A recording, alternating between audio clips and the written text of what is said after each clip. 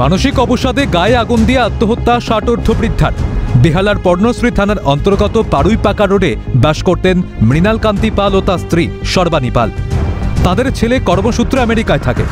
বাড়িতে বৃদ্ধ দম্পতি একাই থাকতেন। সূত্রে খবর দীর্ঘদিন ধরেই অসুস্থ ছিলেন মৃণাল বাবু। তাঁর স্ত্রীরও শরীর খারাপ ছিল। এদিকে সন্তানও কাছে নেই।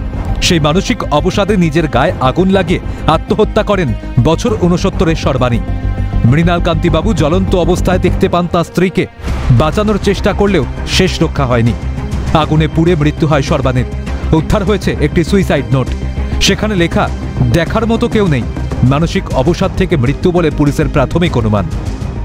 কিভাবে সুইসাইড করে যখন জানি না, এখানে আসার পরে জানলাম যে গায়ে কেরোসিন তেলে সুইসাইড করেছে।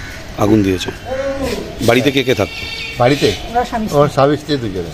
মানসিক প্রথম কথা, দ্বিতীয় কথা শরীরে নানান রোগ, কিডনি ফেলিওর হয়নি, মানে জাস্ট ধরা পড়েছে। আর ওনার ছেলে কোথায়? ওনার ছেলে আমেরিকা। অসুস্থ, দুজনেই অসুস্থ।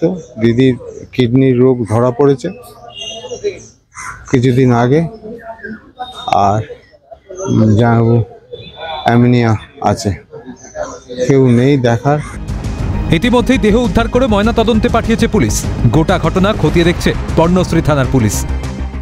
মানসিক অবসাদের জন্যই কিন্তু তিনি আত্মঘাতী হচ্ছে, এমনটা কিন্তু প্রাথমিক অনুমান। যেহেতু জানা যাচ্ছে স্বামী স্ত্রী দুজনই বৃদ্ধা, তারা দুজনে কিন্তু এই বাড়িতে একাই থাকতেন। ছেলে কাজের সূত্রে কিন্তু আমেরিকায় রয়েছেন। যেহেতু ছেলে বাইরে থাকে, এই দুজন বৃদ্ধার দেখার কেউ নেই।